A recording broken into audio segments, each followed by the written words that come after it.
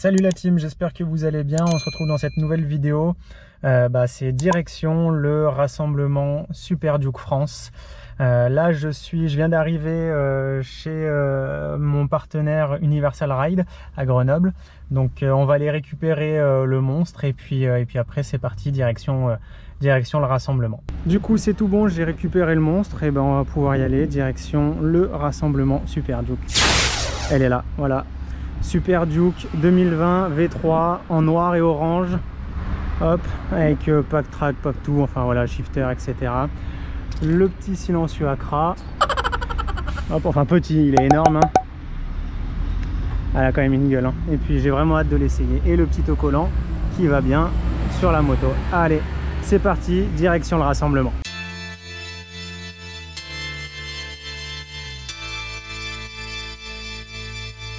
Salut la team, j'espère que vous allez bien. Et voilà, petit réveil, jour 1 du rassemblement Super Duke. Le monstre est juste ici, à côté d'un très beau V1. Voilà, là on a toute la clique là-bas qui se prépare à aller au petit déjeuner. On va aller au petit déjeuner, s'habiller et c'est parti.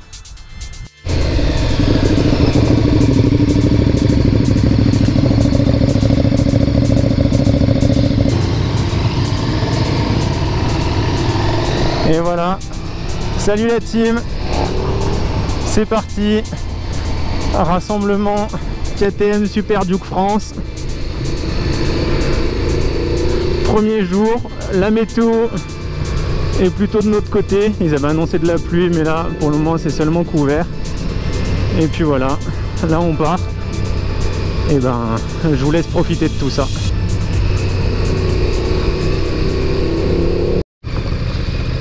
Bon, et apparemment il y a aussi du off-road qui est prévu, à moins que Nikos soit planté dans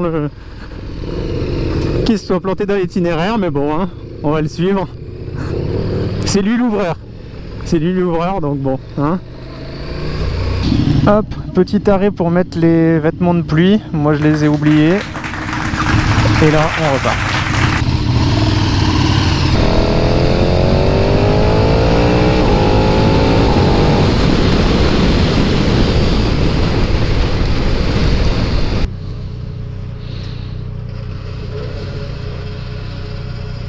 A few moments later.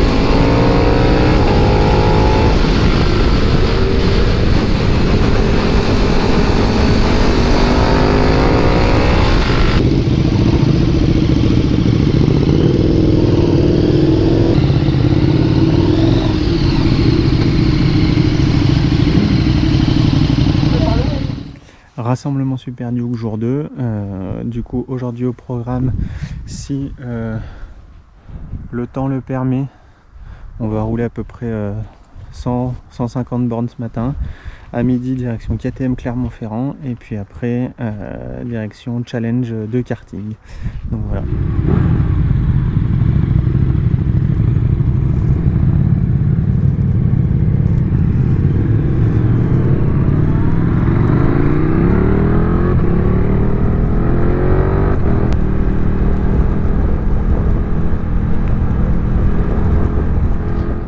Salut la team, du coup là ce matin on n'a quasiment pas roulé. Au lieu de faire les 130 150 bornes de prévu, on a fait 40 bornes, même pas. Voilà, on s'est chopé la pluie comme vous avez pu voir dans la vidéo et là on attend tout le monde pour aller direction KTM Clermont-Ferrand, là où on va manger. Ils nous accueillent, donc c'est super sympa de leur part.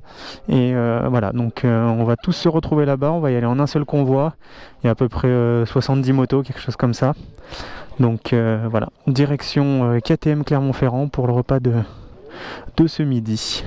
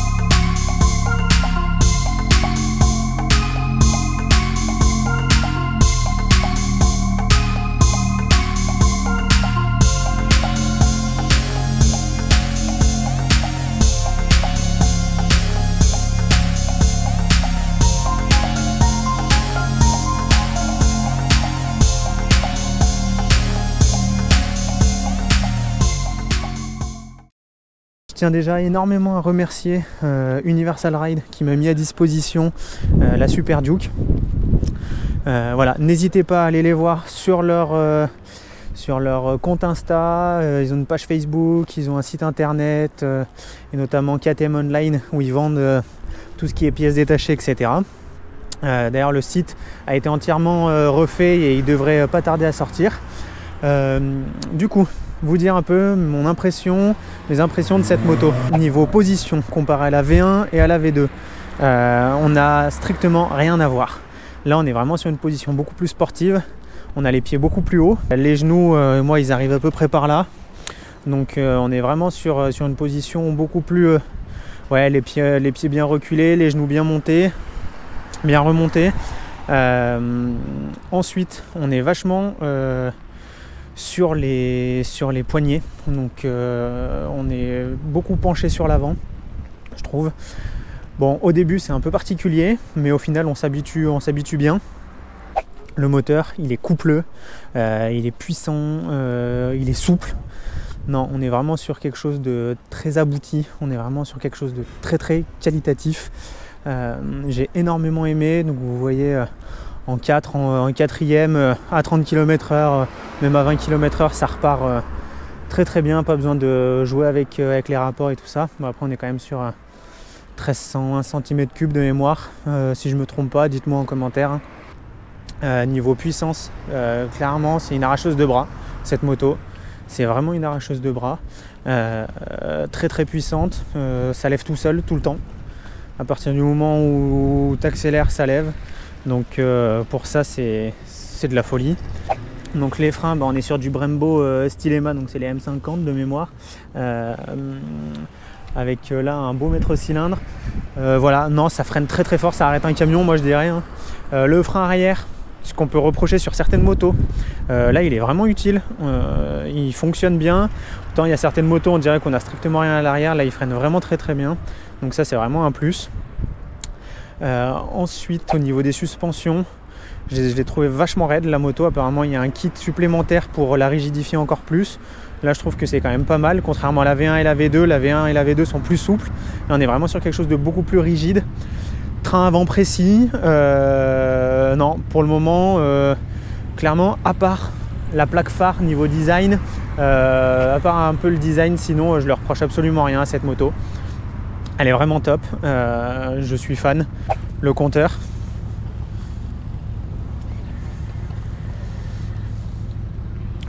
il est lisible, on rentre facilement dans tous les modes. Donc voilà, là je sais pas si vous voyez bien, mais voyage et données. Voilà, on a toutes les infos générales. Hop, on a la pression des pneus. D'ailleurs là elle se met pas, mais d'habitude elle y est. Les entretiens qu'il y a à faire, les modes de conduite. Donc là il y a le pack track, donc track, performance, sport, street, rain. J'ai essayé rain, donc Rain, ça coupe totalement les gaz, hein, ça c'est de la folie. Street, c'est assez cool. Sport, bah, ça devient un peu plus on-off. Et après, performance et track, là c'est de la boucherie, hein, vraiment. Voilà, après il y a tous les, voilà, le shifter, l'ABS, etc. Bref, on est vraiment sur quelque chose de top. Là, juste avec... on peut tout contrôler ici. Avec cette petite molette, vachement intuitive. Donc, avec ce petit joystick, pardon. Donc, non, vraiment bien. C'est un truc que j'adore quand tu es obligé de prendre une partie un peu autoroute ou quoi. Ça, c'est le régulateur de vitesse. Là, c'est top. On l'enclenche ici. Hop, ça s'affiche juste en haut. Pour le désactiver, on appuie sur le même bouton. Et après, c'est avec le plus et le moins. Plus et le moyen derrière pour augmenter ou baisser la vitesse. Ici, on a tous les boutons. Bah, voilà, pour les warnings, verrouiller la moto, démarrer, éteindre. Enfin voilà. Ce que je peux rajouter, c'est les pneus. Les pneus, là on est sur du Bridgestone S22. C'est les pneus qui sont montés d'origine sur la Super Duke. Moi là, ils m'ont mis un pneu neuf à l'avant parce qu'il était mort. Le pneu arrière, il a été changé il y a pas extrêmement longtemps non plus. Sur sec, de toute façon on peut le voir, hein. Le pneu est bien rugueux. Sur sec, ça tient de fou. Et sur mouillé, j'ai été extrêmement surpris, mais ça tient énormément. On n'a pas peur de mettre de l'angle. Je peux vous dire que hier, on a fait 250 bornes sous la pluie. Ce matin, un peu également. Donc, non, on n'a pas peur de mettre de l'angle. Ça tient. Bien sûr, elle a énormément de coupe, donc il faut faire gaffe à la réaccélération sous la pluie. Mais agréablement surpris par ces pneus, je les avais jamais essayés. Donc voilà, là, ça me permet aussi de les tester. Et non, là, on est vraiment sur des pneus... Sérieusement, je vous les recommande. Moi, sur la Duke 790, j'ai du Metzeler M9RR. Ils sont très bien. J'ai jamais pu les essayer sous la pluie. Mais là, les S22 sous la pluie, ça accroche. Sur sec, ça accroche. Bref, c'est des pneus qui sont au top. Très bon feeling avec le train avant aussi. La moto est très agile. Contrairement à la V1 et à la V2, je la trouve beaucoup plus agile. On l'amène plus, bon certes, bah voilà, la machine elle fait un peu moins de 200 kg. Donc pour l'amener dans les petits virages, voilà, il faut donner un peu de sa personne, normal. Mais extrêmement agile, je m'attendais à pire. Et je suis très content. Donc voilà, j'espère que toutes ces informations vous intéresseront. N'hésitez pas à me dire en commentaire ce que vous en pensez. Et puis moi je vais continuer le rassemblement KTM Super Duke France. Cet après-midi c'est karting, demain matin balade, on verra en fonction du temps. Mais voilà, en tout cas ce rasso c'est de la folie. Un grand V à toute l'organisation, ils ont fait un boulot de malade. Donc non, vraiment très content. Ça envoie du lourd.